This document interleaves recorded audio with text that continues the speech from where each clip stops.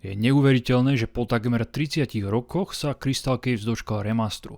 Nikdy by ma ani vo sne nenapadlo, že sa niekedy dočká novej verzie táto výborná arkáda. V prvom okamihu som si hovoril, aký remaster, veď tam nič nezmenili. No, hra má plynulejší scrolling, lepšie ovládanie, grafická paleta je oveľa bohatšia a autori pridali novú 4. epizódu a level editor. A je toho oveľa viac, hudba, trofeje, nastavenie obťažnosti, podpora gamepadu a vyššie rozlíšenie. Takže celkovo hra prešla omladzovacou kúrou. Som rád, že sa Apogee znovu vrátilo na hernú scénu, pretože to znamená, že sa môžeme po Crystal Caves dočkať aj ďalších jeho hier. A že ich je. Crystal Caves je klasická 2D arkáda, v ktorej máte za úlohu nazbierať v leveli všetky drahokamy a nájsť exit. Od iných podobných sa líši výbornou grafickou stránkou a nižšou obťažnosťou, takže bola dostupná širšiemu spektru hráčov. Autori sa nechali inšpirovať hrou Miner 2049 z roku 1982 od Big Five Software. V Crystal Caves hráč ovláda postavičku menom Milo Steamwich, vesmírneho obchodníka, ktorý mierí do hviezdneho systému Altairian, kde chce nájsť ukryté poklady. Jeho snom je otvoriť si vesmírnu reštauráciu na Burgre. Pôjde teda preskúmať tajomné jaskyne plné bohatstva, ktoré strážia monštra. Pôvodný Crystal Caves mal 3 epizódy, z čoho prvá bola shareware, teda každý si ju mohol stiahnuť a zahrať zadarmo. Každá epizóda má 16 levelov a HD verzia pridáva úplne novú 4. epizódu, takže celkovo je v hre 64 levelov, čo už je slušné číslo. Jednotlivé epizódy sa líšia hlavne obťažnosťou. Prvá je najľahšia, druhá ťažšia a tretia a štvrtá otestuje vaše získané skúsenosti z predchádzajúcich epizód. Prvé 2 epizódy som prešiel za 2 hodiny, tretiu za 1,5 hodinu a štvrtú za necelú 1,25 hodinu, takže prejdenie hry mi trvalo zhruba 5 hodín. Výber obťažnosti v pôvodnej hre nebol, preto som hral na strednú, no dá sa vybrať aj easy, kde máte o 1 život viac, nepriatelia sú ľahší, no dostávate o polovicu menšie skóre. Potom sa dá hrať na hard, kde máte oveľa menej nábojov, 2 životy, no budete dostávať o 50% viac skóre. Na Crystal Caves pracoval Frank Medin ako jediný programátor a bola to jeho prvá hra. Kľúčový okamih bol, keď stretol Georgea Broussarda v Lufkine v Texase. Spoločne dochádzali na školu a hrávali tenis ešte so Scottom Millerom, pretože ten bol kamarát Georgea. V tom čase Apogee len začínalo. To mohol byť cca rok 1987 až 88. Frank pracoval ešte rok, 2 pre Lockheed, kde sa mu nepáčilo, preto Georgeovi povedal, aby mu poslal nejaké kódy, že sa na ne pozrie. A tak začal vývoj Crystal Caves. Frank Medin robil programovanie, level design a urobil 60 až 80% grafiky. A vytváral aj monštra a robil im animácie. On bol obmedzovaný veľkosťou 16 na 16 pixelov, do ktorých sa musel zmestiť. Najviac bol hrdý na animácie hada. Keď Crystal Caves ukázali id Software, Romero si myslel, že im ukradol hada z ich predošlej hry, no Frank nikdy takúto hru nevidel. Bol pritom veľkým fanúškom id Software a ich série Commander Keen. Ale kto v tom čase nebol? Chceli urobiť oveľa ťažšiu hru, do ktorej by sa bal vstúpiť aj Keen. A v hre môžete nájsť jeho helmu, či ho nájsť v High-score tabulke. To ešte pracovali v starej firme MicroFX a keď bola hra na nejakých 50 až 70% hotová, George prešiel do Apogee a z Crystal Caves sa stal produkt Apogee.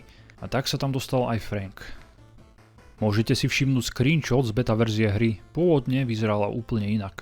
Meno hlavnej postavy navrhol George za 5 minút.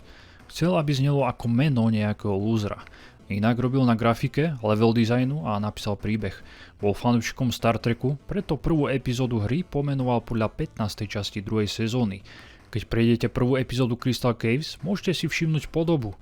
Tribbles v Star Treku boli malé chlpaté potvorky, ktoré sa narodili tehotné a čím viac jedli, tým viac rodili. Podobné sú aj v hre, len sa volajú Twibbles. Ďalším odkazom je štítok s nápisom Kilroy was here. Kilroy bol americkým symbolom populárnym počas druhej svetovej vojny. Potom tu máme ďalší odkaz na Star Wars a slavný Millennium Falcon. Milová loď v Crystal Cave sa volá Millennium Kiwi. A dá sa povedať, že Milo neťaží drahokamy legálne, teda ich ani legálne nepreváža a nepredáva, preto by sa dal označiť za pašeraka, akým bol Han Solo. Príbeh druhej epizódy je inšpirovaný podľa strategickej hry Mul z roku 1983. V nej musíte kolonizovať planetu Irata. Tá si zase zobrala inšpiráciu z Heinleinovej novely Dosť času na lásku.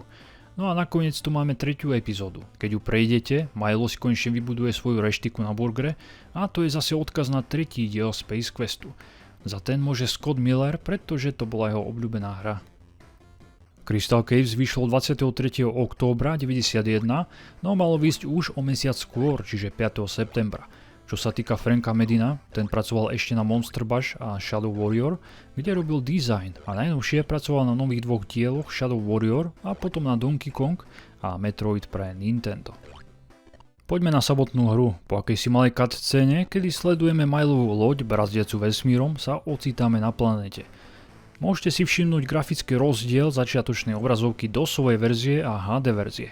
V každej epizóde začínate v hube, v ktorom si môžete vybrať akýkoľvek zo 16 levelov, takže ich môžete plniť v akom poradí chcete. Každý level má iné pozadie, navodzuje inú atmosféru a snaží sa používať iné asety. Najmenej sa mi páčili levely so zelenými trúbkami a najviac plechové, kde ste mohli v železných rámoch nájsť ukryté kryštály. Úlohou hry je nájsť v každom leveli všetky kryštály. Niekedy musíte nájsť páku, ktorou si otvoríte miestnosť s pokladom či exit. Inokedy treba vypnúť energetickú väžu či zapnúť výťah. Občas sa stane, že začínate v úplnej tme a musíte nájsť najskôr vypínač svetla, aby ste niečo videli. A najviac ma v tom čase ohromilo, že môžete nechcene zasiahnuť prístroj na vzduch, následkom čoho zomriete. Je to síce malý detail, no veľmi dopomáha atmosfére a uveriteľnosti, že sa nachádzate na neznámej nehostinnej planete bez dýchateľnej atmosféry. Po leveli môžete využívať aj power up na zmenu gravitácie, takže na krátky čas sa budete pohybovať hore nohami. Jeden z levelov v každej epizóde sa komplet odohráva dole hlavou, čo mi prišlo geniálne. Do ďalších power-upov tu je nesmrteľnosť alebo zosilená strela, vďaka ktorým môžete zničiť aj inak nezničiteľných nepriateľov, alebo tu je zastavenie času. Potom môžete nájsť futbalové lopty, do ktorých keď strelíte vždy vypadne jedno písmeno slova bonus. No dobré, asi to nebudú lopty, skôr vajce jednej z príšer. Ak ich takto nazbierate 5, dostanete tučných 100 000 skóre. Ak nestratíte počas hry ani jeden život, dostanete ďalších 50 000, takže body sa dajú zbierať rôznymi spôsobmi. Po prejdení všetkých 4 epizód som nazbieral vyše 4 milióny skóre a dostal sa tak na 15. miesto v celkovom rebríčku najlepších hráčov. To nie je zle. Pritom som mal len 50 smrti, zabil som 529 nepriateľov, našiel 87 tajných kryštálov a je super, že vám hra aj takéto veci zaznamenáva.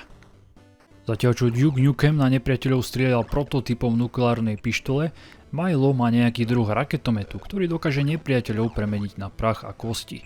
A preto Mila porovnávam s Dukeom, pretože sa na neho veľmi podobá. Aj keď v cutscenách ani nie, ale to nevadí. V Crystal Caves uvidíte často tabuľku Danger, čiže pozor nebezpečenstvo a krabica vám môže spadnúť na hlavu. Tento nápad si požičal Scott Miller do prvého Duke Nukem, kde vám hneď v prvom leveli podobná krabica môže spadnúť na hlavu. No musel zmeniť názov samozrejme. Každý nepriateľ sa chová inak a na každého musíte použiť inú taktiku. Had ani červ sa často neoplatí ani zabíjať, pretože jeho telo je toxické, po prípade jedovaté a nesmiete sa ho dotknúť.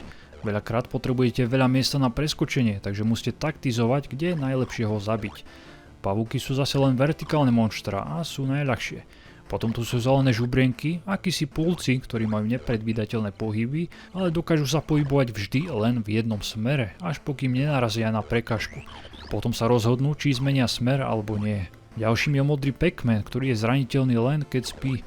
V DOSovej verzii ho nešlo zabiť naraz, pretože streľba bola pomalšia, no tu to ide, len musíte byť pri ňom veľmi blízko.